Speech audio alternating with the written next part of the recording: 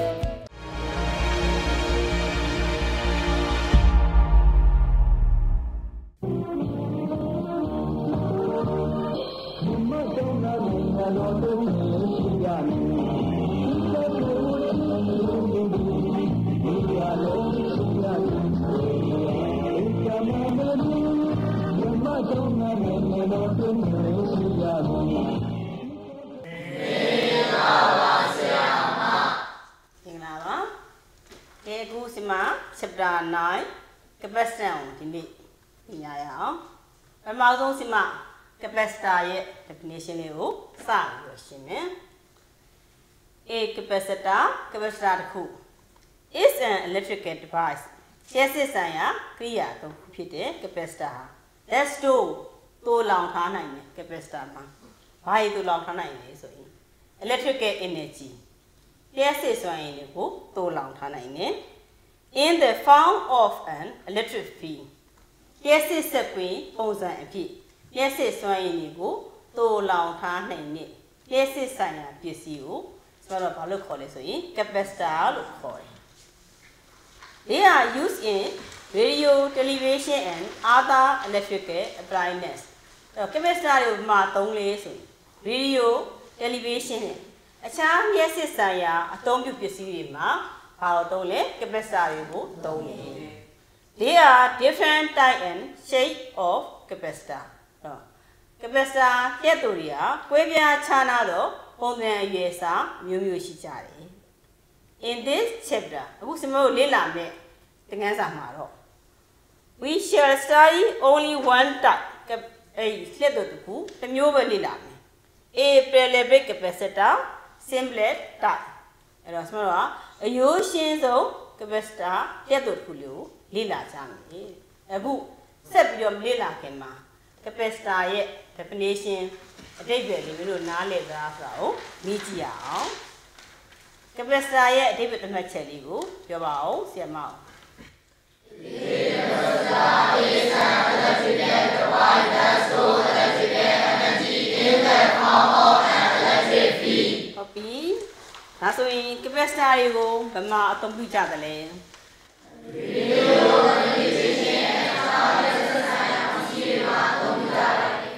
Copy. Smart of good Lila, you son.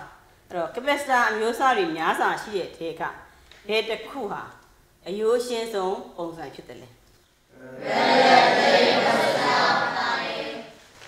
That's why. Here to down the B, here to 30. Capacitor of it, capacitor, chow, Sabio Lila Jaya. The capacitor of it, capacitor. Capacitor Kuye, 2 year, here to 30. Is kit. The ratio, a chochame. Of the check. A year to year, yes, it manane. Do the potential difference between two contactors. Here to my pare. Ponada who jama sine. Potential chana chin. Yes, it check to ye. A chochara. Palu call this way. A here to 32 call. 2 year formula. C is equal to 2 by V. C is equal to capacitor of a capacitor. 2 check of a capacitor. V potential difference. Capacitor of a capacitor is Shunikaro Farad. Copy. That's why it's Marua. A get to Lila Kama solution. Check you to pelution. Potential Piale. Like to the last of Chia. When you on the capacitor is increased. Here the match here check you is increased to like this. We potential difference. Also increase proportionally a show to like video to the capacitor of the capacitor is constant. အဲ့တော့တခုရဲ့လက်တို့တတိယအမြဲတမ်းကိန်းစီဖြစ်တယ်တဲ့ The self multiplying unit of Farad ကနေစစ်ပွားထပ်ဖွဲ့တဲ့ unit တရားတော့တဲ့ are used for practice လက်တွေ့မှာအသုံးပြုတာ micro farad nano farad pico farad ဖြစ်တယ်ကဲဒါဆိုရင်ဆိုတော့ unit တွေစစ်ပွား unit တွေသိပြီဒါဆိုလို့ရှိရင်အဲ့ဒီလျှက်တို့ကိုစမားတို့ကဘယ်သူတွေမှာမိခိုတယ်လဲဘယ်သူမှမိခိုဘူးလေအဲ့ဒါလေးဆက်ပြီးလေ့လာကြရအောင် The capacity of a capacitor တခုရဲ့ capacitor ဟာ does not depend ဆိုတာမိခိုတယ် does not depend မမိခိုဘူး on Q and P တနည်းအားဖြင့်ချက်ကဲ potential difference တွေပေါ်မှာမိခိုမှုမရှိဘူးဒါဆိုရင်အဲ့ဒီလျှက်တို့တွေကဘယ်သူတွေမိခိုတယ်လဲဟုတ်ပြီ it depend on သူမိခိုတာကတော့ the size အရွယ်အစား and the shape ပုံသဏ္ဍာန် of the capacitor ရဲ့ပုံသဏ္ဍာန်တွေရဲ့သူ့ရဲ့အရွယ်အစားတွေရဲ့ and နဲ့ on the nature of the insulator between the two conductor လျှက်ကူးပစ္စည်းနှစ်ခုလျှက်တို့မှာပါဝင်တဲ့လျှက်ကူးပစ္စည်းနှစ်ခုကြားမှာရှိတဲ့လျှက်ကပစ္စည်းရဲ့သဘောတဘာဝပုံမှာလေမူတည်ပါတယ်တဲ့ဒါဆိုရင်ကျွန်တော်တို့ကအခုရှင်းပြတာလေးကိုပြန်ပြီးမြေပုံလေးမြည်ကြည့်ရအောင် capacity of a capacitor ရဲ့အဓိပ္ပာယ်သတ်မှတ်ချက်တွေကိုပြောပါ capacity of a capacitor is the ratio of the charge to the potential difference between two conductors of the capacitor ဟုတ်ပြီသူ့ရဲ့ formula လေးရော C equal to Q by V C equal to capacitance of a capacitor Q equal to charge of a capacitor V equal to potential difference ဟုတ်ပြီ capacitance of capacitor ရဲ့လက်တွေ့တွေအသုံးပြုတော့ unit လေးတွေလည်းပြောပါဦး microfarad nanofarad picofarad capacitor ရဲ့ပုံသဏ္ဍာန်တွေရဲ့ battery ရဲ့ပုံသဏ္ဍာန်တွေရဲ့စမတို့ကဆွဲမဲ့ဟာလေးကိုပြောမယ်ဆွဲပုံဆွဲနည်းအဲ့ဒါလေးကအရေးကြီးရယ်နော်အဲ့တော့ capacitor ကဲ့သို့ဆွဲတဲ့အခါမှာဆိုရင်စမတို့ကဒီမီတာနှစ်ခုအလဲကမီတာနှစ်ခုဟာညီလဲညီရမယ်ပြိုင်လဲပြိုင်ရမယ်ဟုတ်ပြီနော်အဲ့တော့ capacitor ဒီမှာအဖိုလျက်စစ်ရှိမယ်ဒီဘက်မှာအမလည်းမရှိရှိမယ်သူက capacitor ဟုတ်ပြီနောက်တစ်ခုစမလို့ဆိုပြီးမှ battery အဲ့ဒီ capacitor ကိုစမလို့ဘာနဲ့ဆက်တယ်လဲဆိုရင် battery နဲ့ဆက် battery မှာအဖို့ငုတ်ရှိတယ်အမငုတ်ရှိတယ်အဖို့ငုတ်ကရှည်တယ်အမငုတ်ကတိုးတယ်ဟုတ်ပြီနော်အဲ့တော့အဖို့ငုတ် plus minus ဒါက plus 2သူက minus 2မှတ်ပါစို့ဒါ plus 2 minus 2ဒါဘီပေါ်ပါလဲဆိုရင် battery အဲ့တော့မင်းတို့ကအဲ့ဒီပုံကြီးလေးသိနေရမယ်စာမတက်လို့ရှိရင် sum mobile of capacitor sum mobile of battery ဆိုတာနေဖြစ်တယ်အဲ့ဒီမှာဆိုတော့သူတရားမှာကဒီအကွာဝေးရွယ်စား capacitor နှစ်ခုconductor နှစ်ခုရဲ့ရွယ်စားတူတာအကွာဝေးတူရမယ်တိုင်လဲပြိုင်နေရမယ်အဲ့ဒီမှာချက်မှားသွားရင်မလို့ပုံမှန်မရတော့နောက်ဒီမှာ battery နဲ့ဆက်တယ်အဖို့ငုံနဲ့အမငုံအဖို့ငုံကရှင်းရမယ်အမငုံကတိုးရမယ်အဲ့ဒါလည်းမှားလို့မရအောင် plus minus လက်ခံလို့ချက်မှားလို့မရအောင်အပေါ်စနစ်လေးကျင့်ထားမယ်။အခု capacitor ရော capacitor ရဲ့ SI unit လေးပြောပါဦး။ဟုတ်ပြီ capacitor of a capacitor မှာချက်တူတန်ဖိုးတိုးခဲ့မယ်ဆိုရင်ဟုတ်ပြီနော် capacitor ရဲ့တန်ဖိုးပြောင်းလဲနိုင်သလားတိုးနိုင်သလား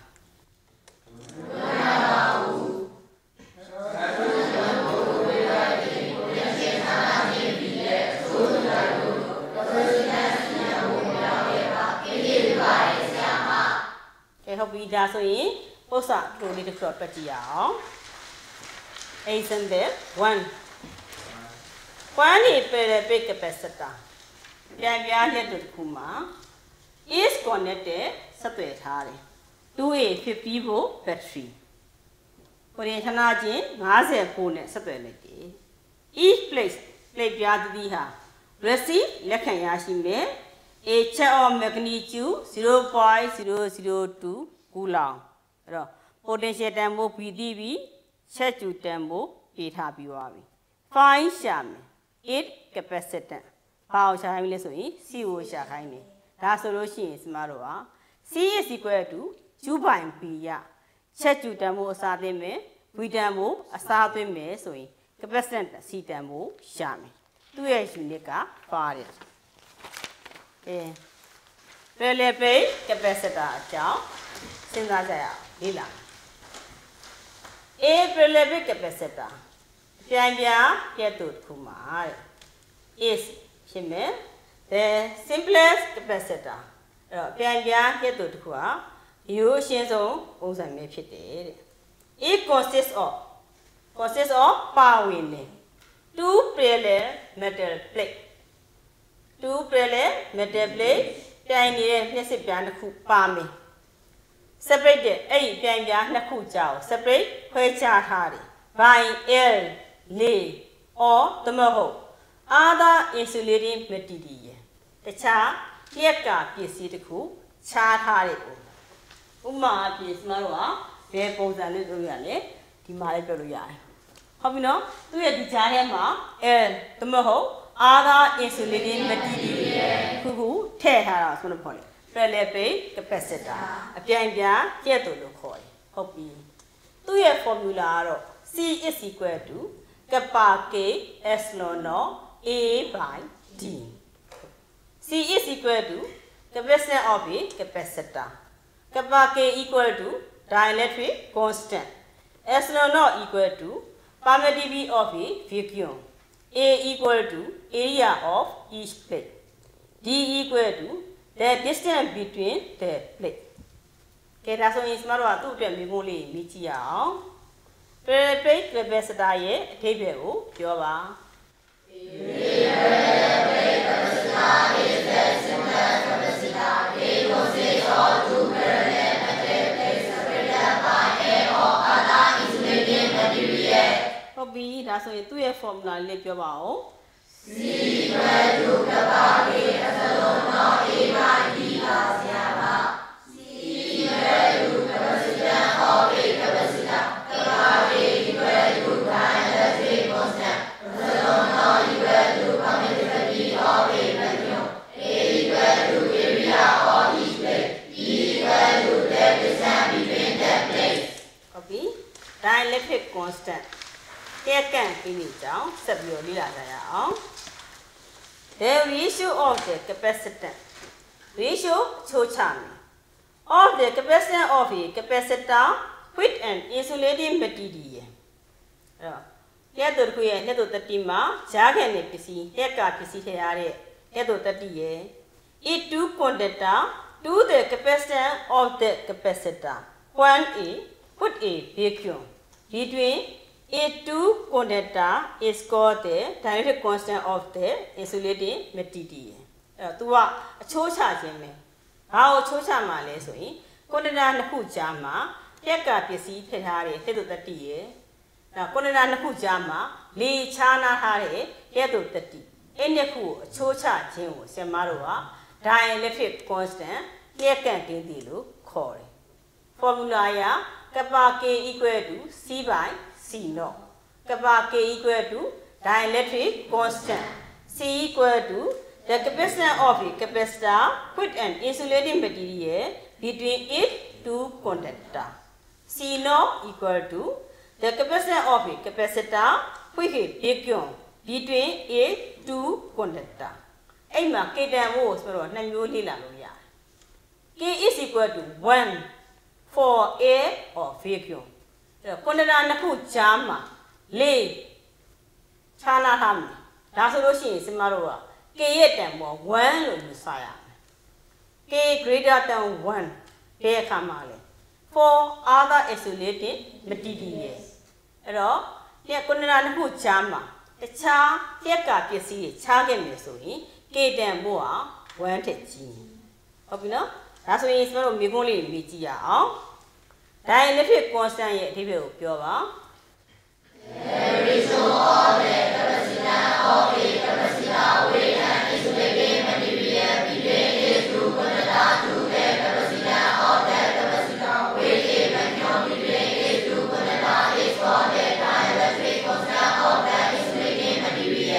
that's why dielectric constant formula လေးပြောပါဦး Kappa equal to sigma c naught. Kappa equal to dielectric constant. C equal to the capacitance of a capacitor with an insulating material between H2 conductor. C naught equal to the capacitance of a capacitor with a vacuum between H2 conductor. The energy of a capacitor. Capacitor တစ်ခုရဲ့စွမ်းရည်ကိုကျွန်တော်လေ့လာကြရအောင်သူ့ကိုထုတ်ဖို့အတွက် formula ထုတ်ဖို့အတွက်ကျွန်တော် average potential difference ကိုရေးရှာမယ် V bar equal to average potential difference အဲ့မှာ V ကိုအကြီးနဲ့ရေးမယ်နော် V အသေးက average velocity ကိုယ်ရတော့တင်ရတာအခု average potential difference က V အကြီးဟုတ်ပြီအဲ့တော့ average potential difference ကိုရေးရှာမယ်ရှာပြီးရင်ကျွန်တော်တို့ကW is equal to V bar ကျူကနေပြီးတော့အဲ့ဒီ V bar တန်ကိုအစားသွင်းမယ်အဲ့ဒါဆိုရင် W is equal to 1/2 ကျူ V ဆိုတဲ့ electric potential energy ရဲ့ဘာလို့ energy of a capacitor ရဲ့ပုံသင်နည်းရမယ် W is equal to 1/2 Cp square W equal to 1/2 Q square by C ပုံသင်နည်းသုံးခုရမယ် unit of energy of a capacitor is Joule. W is equal to the energy of the capacitor. Q equal to the electric charge. V equal to potential difference. C is equal to capacitance of a capacitor. ဒါဆိုရင်သူ့ရဲ့နဲ့ဆိုင်တဲ့မျိုးလေးမြည်ကြည့်ရအောင် energy of a capacitor ရဲ့ formula လေးပြောပါဦး W equal to 1/2 Q minus gamma. W equal to energy of a capacitor. Q equal to electric charge. E equal to potential difference. energy of capacitor ရဲ့ SI unit ကိုပြောပါ Joule ပါဆရာမ ဟုတ်ပြီဒါဆိုကျွန်တော်တို့ပို့စာလေးပြောကြည့်အောင် example 2 the area of each plate လက်ကြားသတိရဲ့မိနစ်ပြည့် area of a parallel plate capacitor is 2 meter square ဒါဆိုရင် A ရဲ့တန်ဖိုးက2 meter square and 2 the distance between plate is 4 millimeter plate ပြားနှစ်ခုကြာအကွာအဝေးကိုဆိုတော့ဒီနဲ့သတ်မှတ်တယ် D is equal to 4 millimeter millimeter ပေးထားပြီဆိုရင်ကျွန်တော်တို့ကဘာပြောင်းပြရမလဲဆိုရင် meter ပြောင်းပြရဟုတ်ပြီ millimeter ကနေ meter ပြောင်းမယ်ဆိုရင်10 power minus 3နဲ့ပြောင်းပြရမယ်အဲ့တော့ D is equal to 4 millimeter ကနေ D is equal to 4 into 10 power minus 3 meter ဟုတ်ပြီ if the potential difference potential ခြားနာခြင်း between the plate is 12,000 volt potential ခြားနာခြင်း V is equal to 12,000 volt and the dielectric constant of the material instant between them is 3 dielectric constant kappa k ရဲ့တန်ဖိုးက3 find ရှာမယ်နံပါတ် E the capacitance of the parallel plate capacitor ဘာတန်ဖိုးရှာမလဲ C တန်ဖိုးရှာမယ် B the magnitude of the charge on each plate plate ပြားပြီးမှရှိနေတဲ့ဘာကိုရှာမှာလဲ liouville ပါနာရှာမယ် C the electric field intensity between the plate ပြားနှစ်ခုကြားမှာရှိတဲ့ electric field intensity ကိုရှာမယ် D the energy stored by the capacitor capacitor ကသို့လောင်ထားတဲ့စွမ်းရည်ကိုရှာမယ် name A capacitance C ကိုရှာမယ်ဒါဆိုရင်ပုံသင်နည်းရ C is equal to kappa A epsilon A by D ဟုတ်ပြီအဲ့တော့ပုံသင်နည်းရေးပြီးလို့ရှိရင်ပေးထားချက်တွေအစားသွင်းမယ်ဒါဆိုရင် C တန်ဖိုးရမယ် name B ဘာကိုရှာမှာလဲ Q ကိုရှာမှာဒါဆိုရင် C is equal to Q by V ရ Q is equal to CV တန်ဖိုးစားသွင်းပြီဆိုလို့ရှိရင်ဘာတန်ဖိုးရမလဲချက် Q တန်ဖိုးရမယ်နံပါတ် C electric potential electric field intensity စကွင်းပြားရှာမယ် E is equal to V by D V တန်ဖိုးစားသွင်းမယ် D တန်ဖိုးစားသွင်းမယ် E ရနံပါတ် D energy stored by the capacitor ကသို့လောင်ထားတဲ့စွမ်းအင်W is equal to 1/2 2B အမတန်ဖိုးစားသွင်းမယ်ဆိုရင်Wတန်ဖိုးမရဘူးလားရတယ်ဟုတ်ပြီဒါဆိုလို့ရှိရင်စမတို့က capacitor charge တွေ B တွေတက်ပြီဆိုလို့ရှိရင်သူတို့ series တွေစက်ကမယ် capacitor မှာ capacitor မှာစက်နည်း2နည်းရှိတယ် series ရဲ့ parallel ရဲ့တန်းဆက်ရဲ့ပြိုင်ဆက်ရဲ့ဆိုပြီးတော့2စီးအခုစမလေးလာမှာ capacitor in parallel capacitor တွေကိုပြိုင်ဆက်ဆက်တာကိုလေ့လာမယ် the plate of the capacitor တွေကို connected ဆက်သွယ်ထားမယ် together at point A အမှတ် A မှာဆက်သွယ်ထားမယ်ကဲခုစမပုံရင်ဆွဲပြမယ်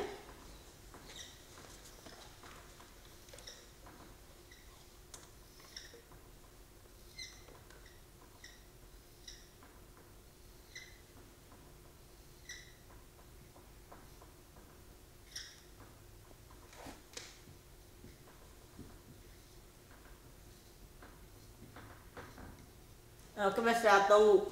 အဲ့ဒါဆိုတော့ပဲလက်ဆက်မယ်ဒီခုစမှတ်အမှတ် A ကနေပြီးတော့ capacitor ရဲ့3ခုတည်းရဲ့အဖို့ပြားတွေကိုဆက်ထားမယ်အမှတ် B မှာ capacitor ရဲ့အမပြားတွေအားလုံးသွားပြီးတော့တနေရာထဲမှာစုနေမယ်ဟုတ်ပြီနော် capacitor 3ခုရဲ့အဖို့ပြားတွေမှတ်တစ်ခုမှာစုမယ်အမပြားတွေရဲ့လည်းမြောင်းနေတာနောက်မှတ် B မှာစုနေမယ်အဲ့လိုဆက်ထားတဲ့မျိုးစမတို့ကဘယ်လိုခေါ်လဲဆိုရင် parallel ပြိုင်ဆက်ဆက်တယ်လို့ခေါ်တယ်The plate of the capacitor connected together at point E have positive charge. အမှတ် A မှာပြည့်စစ်ဖို့အားလုံးဆက်ထားမယ် and the plate connected together at point B have negative charge. အမှတ်ပြားတွေအကုန်လုံးကအမှတ် B မှာစု Three capacitors are connected in parallel.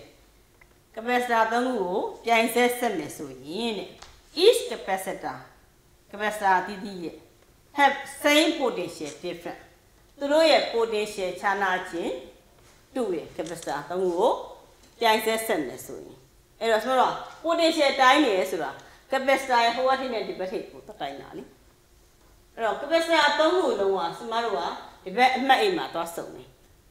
နောက်3ခုအောင်အမှတ် B မှာစုံတယ်အဲ့တော့သူတို့ရဲ့စမှတ်နဲ့စုံမှတ်နဲ့တူးမနေဘူးလားတူးနေတယ် potential လည်းစမှတ်နဲ့စုံမှတ်ကြဌာနကျုံတိုင်းတာလေဒါကြောင့်မို့လို့ capacitor တွေကိုကျမတို့က parallel ဆက်ပြီးဆိုလို့ရှိရင် potential ဌာနချင်းကတူတယ်ဒါဆိုရင်တစ်ခုတူပြီးဆိုရင်နောက်တစ်ခုတူတော့ capacitor ကိုကျမတို့စဉ်းစားပြီးဆိုရင် C is equal to 2/V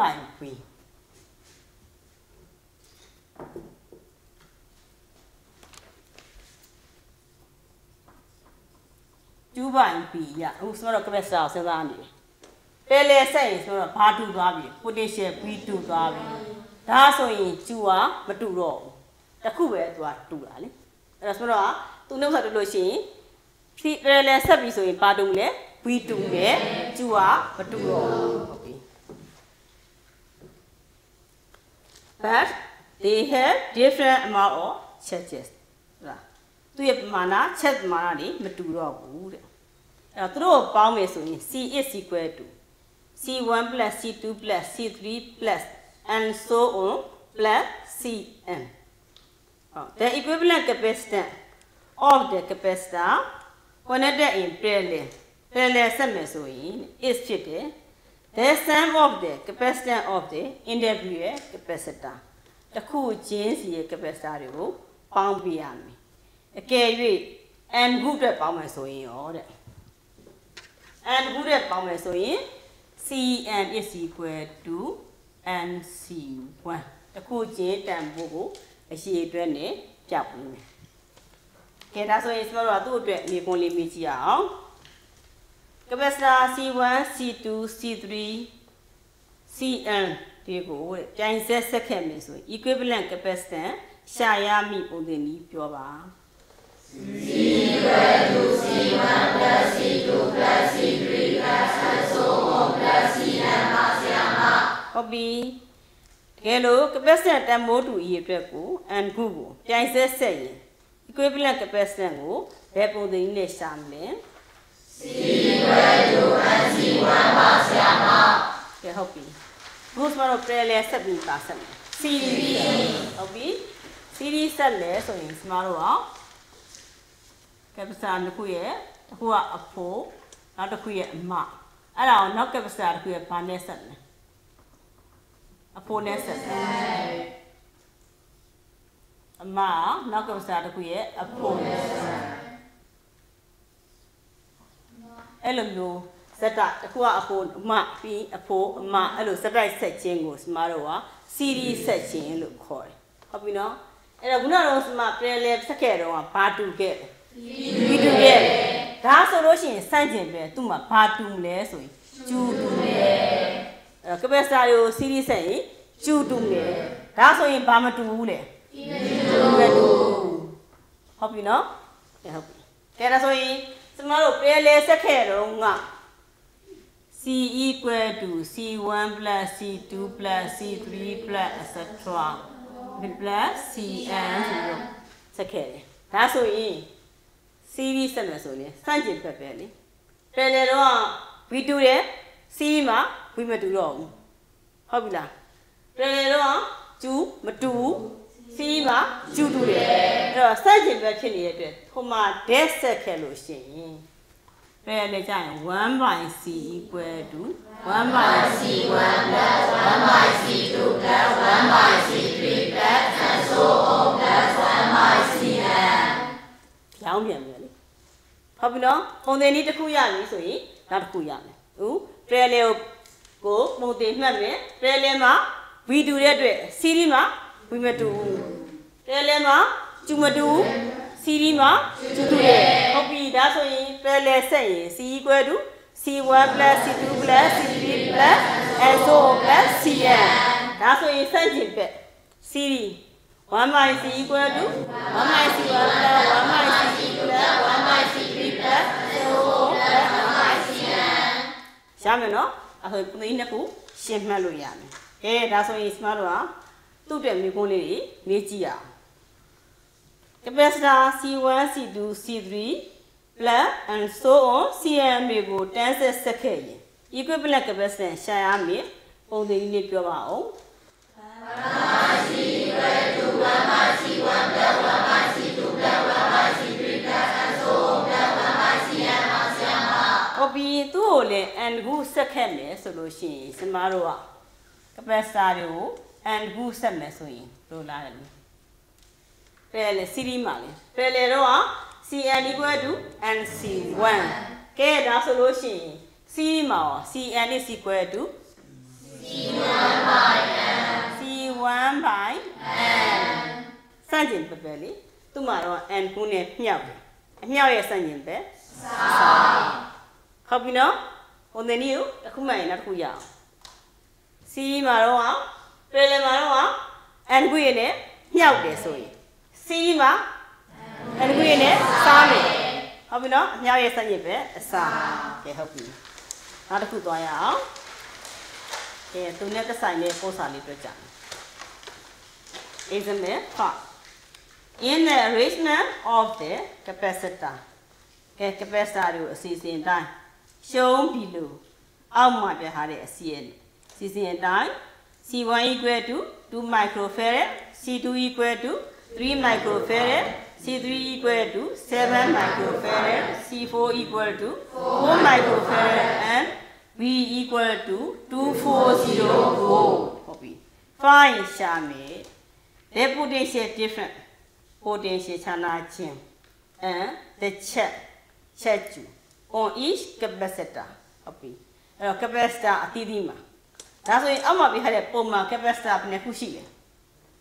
C1 C2 C3 C4 ဘယ်နှခုရှိလဲ4ခုရှိတယ်ဟုတ်ပြီအဲ့ဒါဆိုရင် capacitor 3ခုကို तू ကဘယ်လိုဆက်ထားလဲ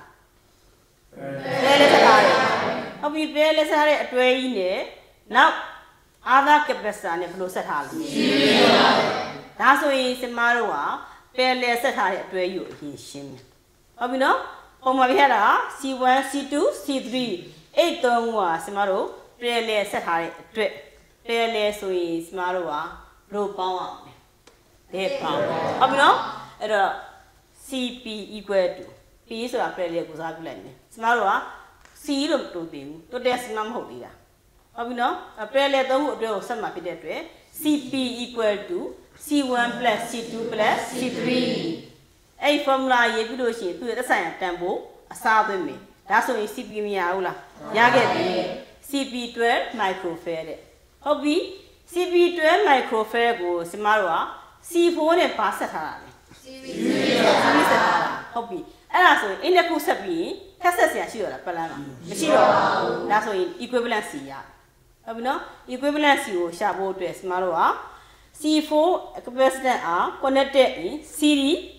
အဲ့အတွက်စမတို့က is C ကိုရှာမယ်1 by C equal to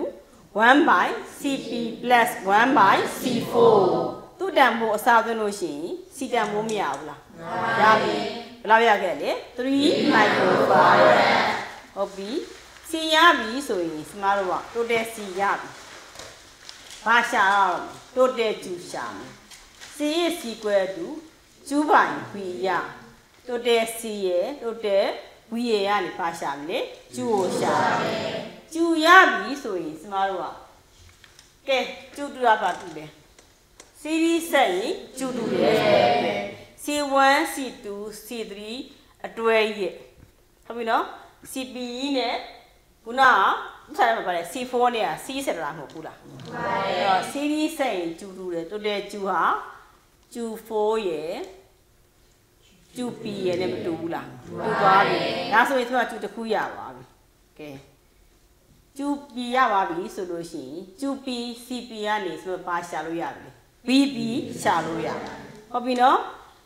ကျူ P if the potential difference of the equivalent capacitor CP is VB ကိုရှာမယ်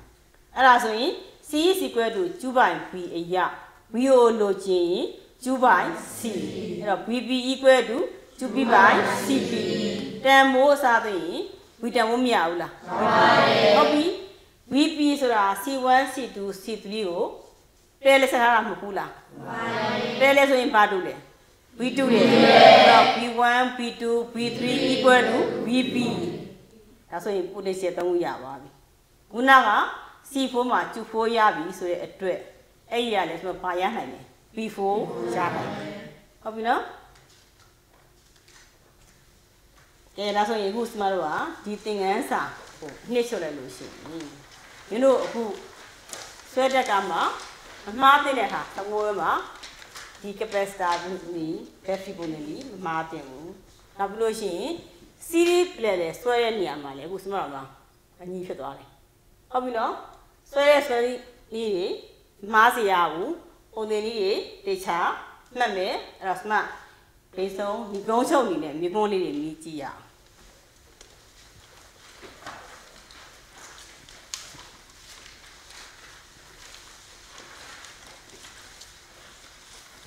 ောင်parallel capacitor ရဲ့အဓိပ္ပာယ်လေးကိုပြောပါဦး parallel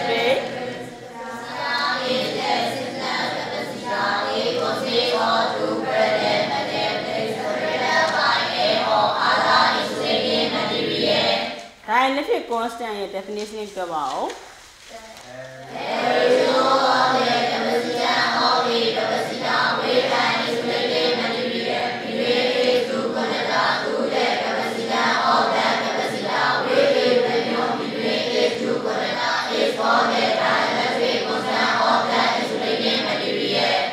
energy of a capacitor ရဲ့ SI unit လေးပြောပါဦးဟုတ်ပြီ capacitor ကိုစမတို့က series ဆက်မယ် parallel ဆက်မယ်ကဲဟုတ်ပြီ capacitor တွေကို parallel ဆက်မယ်ဆိုလို့ရှိရင်သူ့ရဲ့ formula လေးပြောပါဦး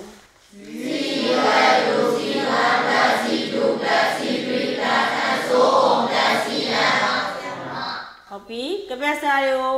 parallel ဆက်မယ်ဆိုရင် potential ခြားနာခြင်းတူလားဒါဆိုရင်မတူတာပါလေချက်ကျူရဖြစ်တယ်ချက် electric ချက်ဟုတ်ပြီဒါဆိုရင် capacitor တွေကို series ဆက်မယ်ဆိုရင်ရောဘာတွေတူပြီးတော့ဘာတွေမတူဘူးလဲချက်တွေတူပြီးတော့ဝေဒနာတွေတူဟုတ်ပြီဘာကြောင့်ကိုရင်ဌာနကြီးမတူဘူးလဲဆိုရင်တို့တိုင်းနဲ့အမှတ်စမှတ်နဲ့စုံမှတ်တွေတူလားတူ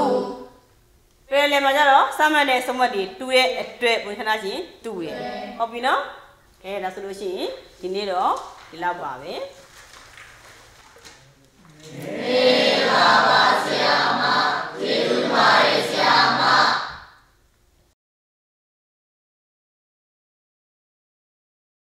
Education Channel